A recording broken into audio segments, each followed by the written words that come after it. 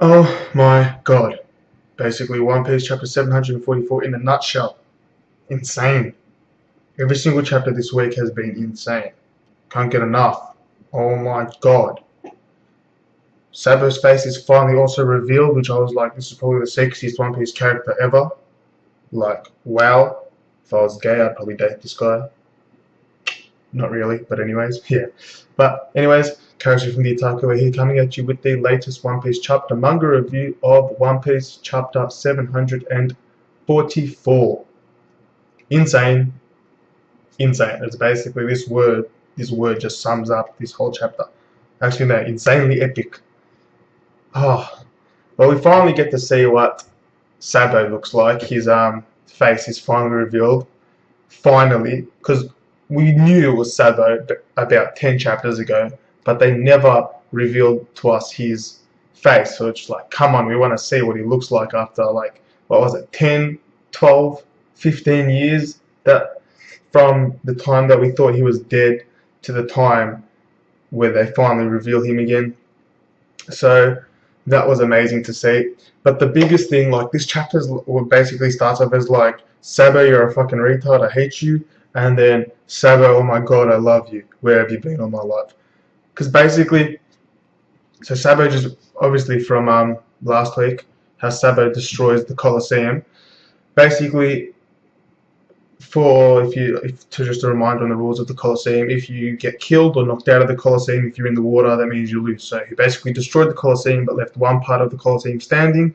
So basically, seeing as everybody was in the water, that means that they lost, and seeing as he was still on the land, that means that he won. So he beats the Colosseum, he wins, and then he finds the fighting fish with the Mera Mera Mera Me, Mera Mera no Me. Then he opens the treasure chest, gets the Mera Mera no Me out, and then all of a sudden just eats it without like just no precedent, no build up, just eats the fruit straight away. Just like, I'm hungry, I want to eat, so he ate that fruit. I found that to be really disrespectful to both Ace and Luffy, just because of the fact that Sabo's been out of the picture for about 18 years of Luffy's life and Ace's life, and he wasn't there at the Whitebeard War. He hasn't been there, and he never even once decided to tell Luffy or Ace that he was alive, which I just felt very disrespectful. And he could have at least told Luffy before he wanted to eat the fruit. He even said to Luffy that you don't deserve the fruit, which I knew straight from the very start that he was going to eat the fruit, and I'm just like, that's so disrespectful. That's like the biggest disrespectful thing to do. But then after he eats the fruit and he unleashes the Hiken, via the Five Fist Hiken, well, one of Ace's signature attacks, I'm just like, wow, straight from the get-go, he's already basically mastered the fruit, which was insane. It was really cool to see. But yeah, that was kind of disrespectful, but then it leads up and it kind of just makes you forget about that disrespect. Then you just think that Sabo is the sexiest looking guy, and he's just absolutely insane, and he's crazy, and he just one hell of a bloke. And he also states that he does give respect back to Luffy by saying that Luffy is my younger brother. He is the person who will become the Pirate King. His pirate head is worth 400 million berry. And basically by saying that, not only is he giving respect, but he's actually like respecting Luffy's strength. So in that kind of sense, I guess Sabo knows that Luffy is probably stronger than him, which is pretty cool to see, because in the back of everybody's minds, everybody wants to say Luffy versus Sabo now. Everybody wants to know who was stronger after this 2 years time skip. And if Sabo, what Sabo's training, really gave to him, what did Sabo really get out of that whole time when he spent with Dragon? Was he really trained by Dragon, or was he trained by an officer in Dragon's army? It also, we also find out that Dolfamingo is not dead, which was like absolutely crazy. I mean, like, what the hell? You get your fucking head chopped off, how are you not dead? You know what I'm saying? Which is like his head is on the floor and he's still fucking talking. Like, how does that even work? Anyways, a bit before that, before we lead up to that, because I've got a theory on that I want to talk about for a little bit. But basically, Usopp saved the factory, and everybody is like hailing Usopp like they hail Buggy. Like, Usopp is like a god to everybody that he saved inside the factory. The giant from Elbaf is basically holding up Usopp, and he's like, he's our savior, he's our god, and there's like light shining on him. And then Usopp's trying to tell it to the giant, put me down, you fucking something, I am bleeding, it hurts. But then it goes, but because he's in so much pain, he ends up saying, I will lead you, which is just like, how does this end up relating to this, which is really funny. And then all of the other guys who are saved hear those words, I will lead you, and then they're like, okay, you're our God, you're our savior, you're going to lead us. What are your first orders? So then Usopp orders everybody to save the Tontata and destroy the factory. So that's basically Operation SOP successful, because you know we've got Sugar out of the way. Then we've rescued all the Tontata. We've turned everybody back from toy soldiers to humans to animals, whatever. And now the factory is getting destroyed. So basically everything is becoming like it's reaching the climax. It's getting insane. Like next chapter is going to be absolutely crazy.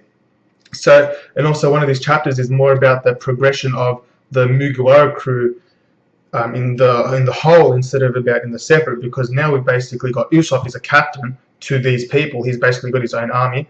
Luffy has the Hapu Navy, which Don Chinjiao gave him in control for restoring his head, and that's just two insane mighty powers that they have in their control now. I mean, they'd be able to like take on a Yonko, if not two Yonkos, with this much power. It's absolutely epic. So yeah, in this whole arc is about progression of the Mugiwara crew instead of each Mugiwara in general, which is really good to see, because we see that they're getting allies, and a lot of allies. But what I really want to see is Kanjuro, because we haven't even seen Kanjuro yet. I mean, Kinemon has been trying to save Kanjuro for the past like 30 chapters, and then we just see Kinemon about like 4 or 5 chapters ago trying to find Kanjuro, but like, where the hell is Kanjuro? What is Kanjuro? Did Kanjuro betray them? What's going on? Because it did say that Kanjuro escaped from his cell or moved from his cell. I'm not 100% sure on the whole picture there, but something happened to Kanjuro, and I really want to know what's going on with the Kanjuro, especially for those of you who forgot about him, because I, for one, did forget about him, but then I remembered when I read like 3 or 4 chapters back, because I just wanted to do some reading, you know, some light reading. But anyways, yeah, what is happening to Kanjuro? And in total, this chapter has been absolutely crazy. And then if we move on, we see that with Sabo's face, and just a little bit of description, it looks like he's got blonde hair. Well, I think he had blonde hair in the past, I'm not 100% sure. And it's like, it's not really, I don't know really how to explain it, but he's got a scar in his eye. And we also find out that he's like the second in command in the Revolutionary Army. Pretty sure that he is the second in command. I'm just trying to find it here. He is the number 2 of the Revolutionary Army.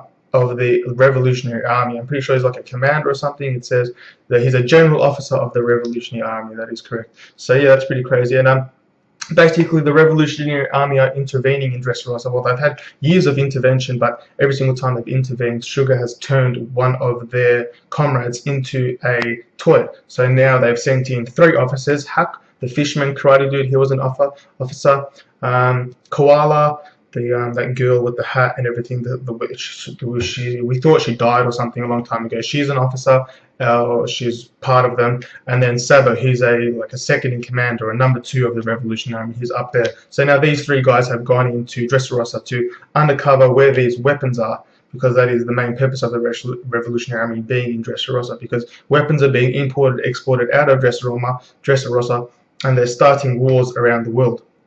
And that is the purpose of the Revolutionary Army, to stop that. And it basically looks like they have stopped it, because the factory for basically the factory for the manufacturing of those weapons was under the Colosseum, which is why Sabo had to destroy the Colosseum, which is crazy, man. He destroyed the Colosseum with, well, it was basically 2 punches, like Dragon's Breath, and that was insane. And then he eats the fruit. That was a bit of a rat. But then when we see Sabo, we're like, oh my God, Sabo, you're crazy. And then he's basically like number 2 in the Revolutionary Army. Wow, you've got a big position. Crazy. And then we find out more about Law and his abolition, whatever, I don't know the word, but yeah, he's saying he's getting rid of the alliance between the Heart Pirates and the Straw Pirates, and Luffy's like, shut the fuck up, you can't do that, I make that decision, you can't make that decision. And then Law is basically like, if you let me escape, I will kill you. And I'm like, Law, shut the fuck up, there's no way you'll be able to kill Luffy. But yeah, it's pretty scary, you're a bit of a rat, seeing as you said that. But then after Law said that, Dolfamingo's head just starts to talk. And I'm just like, what the hell? Because Pika comes in out of nowhere, you know, the guy who can assimilate himself with rocks. He just comes in out of nowhere, and he picks up Dolfamingo's head, picks up his body, and then Dolfamingo's head starts talking.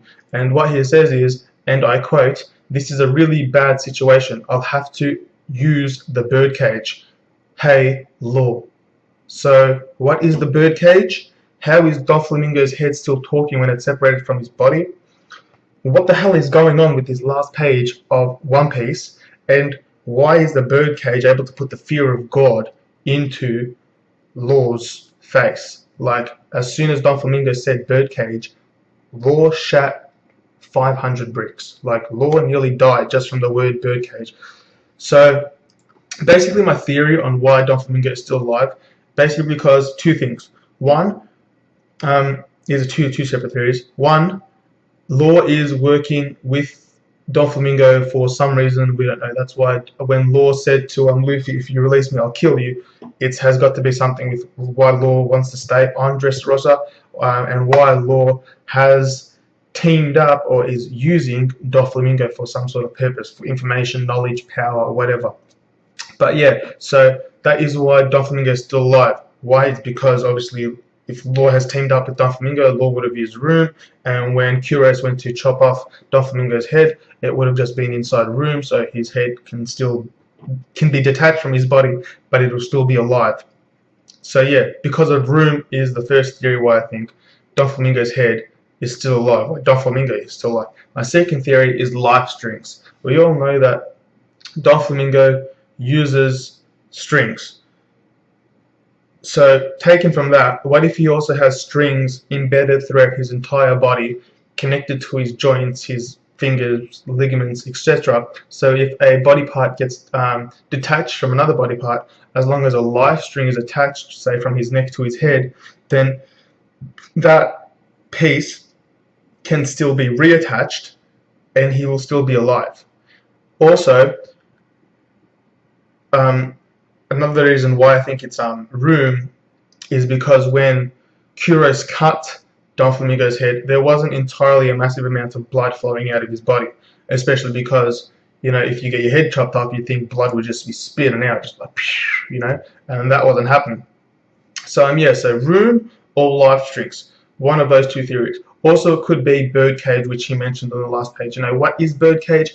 Take it from Birdcage, from the word Birdcage. Obviously, you'd think, you know, of a Birdcage, something that you'd put fucking Tweety inside. So possibly it could be if he puts this Birdcage or whatever it is, power of his, which got to do with strings, like legit like a Birdcage with strings, you know, and then the center and the base over the entire island. Possibly he can control everybody in the entire island with this Birdcage, like everybody, sort of like that power from Hunter x Hunter when you get hit and it goes inside that cage. But with this, when he makes the cage and everything inside the cage he can control. That would be a really crazy power. That would be like one hell of an epic, like that'd be like an extreme power or something that's like on a massive scale. It'd be crazy. And then like how would you be able to stop that power? Like, would you have to like kill the user? Would there be like more than one way?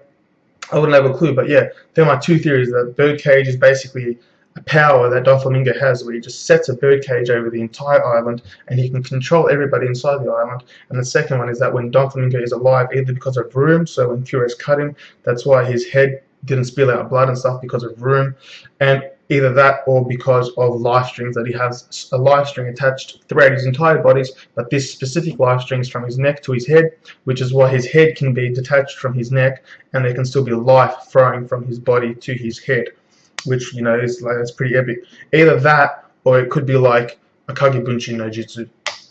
Kagebunshin no Jutsu. Obviously, I was just, you know, being sarcastic, but yeah, I'm assuming it'd be one of those two. If it's not one of those two, then, you know, obviously Ichiro Oda has something that's majorly, epically planned for us, and it's going to be absolutely insane. Oh my god, this chapter was crazy. I rambled on way too much about this, so thanks for listening. And anyways, guys, leave like any comments, theories, questions, anything that you may have in relation to this chapter in the comment section below. In overall, fucking epic chapter, and well, oh yeah, fairy tale was epic. I just wanted to say that for those of you who are watching this, and for those of you who watched Saturday's Fairy Tail. For those of you who obviously don't know that Fairy Tail is out, Fairy Tail 2014, basically season 2 of Fairy Tail, is out, so get on it, because it was crazy. Anyways, guys, thanks for watching, and